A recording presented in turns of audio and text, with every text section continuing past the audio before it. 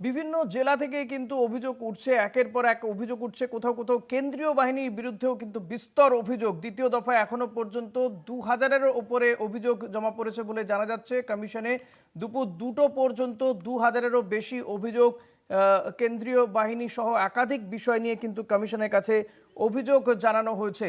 নির্বাচন কমিশনে দুপুর ২টো পর্যন্ত ২০০০-এরও বেশি অভিযোগ জানানো হয়েছে বিভিন্ন জেলা থেকে। আজকে যে ১৪২টা কেন্দ্রে ভোট হচ্ছে, ৭ জেলার ১৪২টা কেন্দ্র, সেই ১৪২টা কেন্দ্রে দেখা যাচ্ছে একাধিক অভিযোগ উঠছে। দুপুর ২টো পর্যন্ত ২০০০-এর বেশি অভিযোগ। কি অভিযোগ আসছে মূলত জানবো সত্যসুন্দর ভট্টাচার্যের কাছ থেকে। সত্য, মূলত কোন কোন জেলা থেকে কি অভিযোগ এসছে, কি জানতে পারছো? দেখো, এখন তো ২০০০ কমিশনের দফতরে জমা পড়েছে বলে কমিশন সূত্রে জানা যাচ্ছে। সেক্ষেত্রে দক্ষিণ ২৪ পরগনা এখনো পর্যন্ত এই অভিযোগের সংখ্যা সবচেয়ে বেশি বলে জানিয়েছে আধিকারিক। বিভিন্ন জায়গা থেকে নির্বাচন কমিশনের যে উইংস রয়েছে সেই বিভিন্ন উইংসে অভিযোগ আসছে, কমপ্লেন আসছে। এখনো পর্যন্ত দুপুর ২টো পর্যন্ত যে পরিসংখ্যান পাওয়া যাচ্ছে তাতে ২১৯৬ অর্থাৎ ২১৯৬টি অভিযোগ এসেছে। এর মধ্যে সিএম তাতে ৩১৬টি অভিযোগ এসেছে। সিইও কন্ট্রোল রুমে যে সমস্ত অভিযোগ এসেছে সেই সংখ্যাটা ৮৪ এবং এনএসজিপি যে উইংস রয়েছে তাতে ১৭৯৬টি অভিযোগ এসেছে, অর্থাৎ ২১৯৬টি অভিযোগ এখনো পর্যন্ত দুপুর ২টো পর্যন্ত এসেছে দ্বিতীয় দফার রাজ্য বিধানসভা নির্বাচন ঘিরে।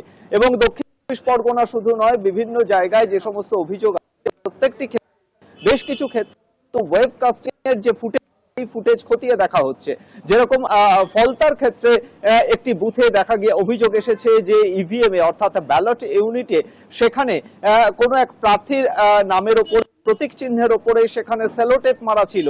সেক্ষেত্রে কারা এই ধরনের ঘটনা ঘটাচ্ছে সেই বিষয়টি যেহেতু নির্বাচন প্রক্রিয়ায় বাধা দেওয়ার শামিল, সেক্ষেত্রে কিন্তু এর বিরুদ্ধে আইনানুগ ব্যবস্থা নেবে নির্বাচন কমিশন, এমনটাই জানা যাচ্ছে।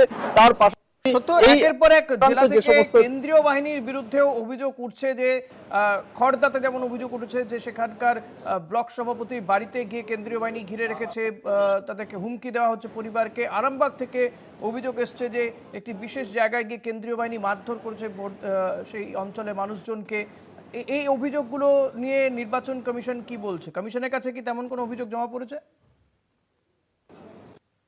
নির্দিষ্টভাবে কেউ যদি কেন্দ্রীয় বাহিনী নিয়ে সেক্ষেত্রে সংশ্লিষ্ট সেক্টর অফিসার রয়েছে তার কাছেও কিন্তু রিপোর্ট চাওয়া হচ্ছে। অর্থাৎ কেন্দ্রীয় বাহিনী যে ব্যবহার করা হবে সেই বিষয়টি কিন্তু নির্বাচনের কাছে খুব স্পষ্ট। কেন্দ্রীয় বাহিনীর যদি কোনো খতিয়ে দেখা হবে, তার কারণ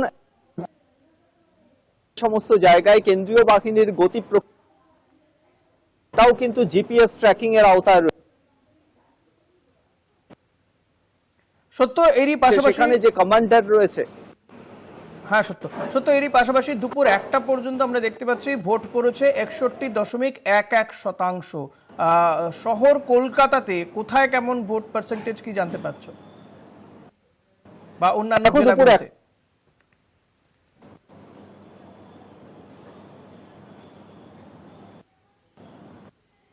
সত্য, শোনা যাচ্ছে? দুপুর ১টা পর্যন্ত যে পড়েছে তার মধ্যে সবচেয়ে বেশি ভোট পড়েছে জেলা ভিত্তিক পূর্ব বর্ধমানে, সেখানে ৪.০% ভোট পড়েছে। তারপরেই দেখতে পাওয়া যাচ্ছে হুগলিতে ভোট পড়েছে ৪.৫৭%। এছাড়া ৬০%-এর উপর রয়েছে হাওড়া, কলকাতা উত্তর রয়েছে, সেখানে কলকাতা তুলনামূলকভাবে কিছুটা কম হয়েছে, ৫৭% ভোট।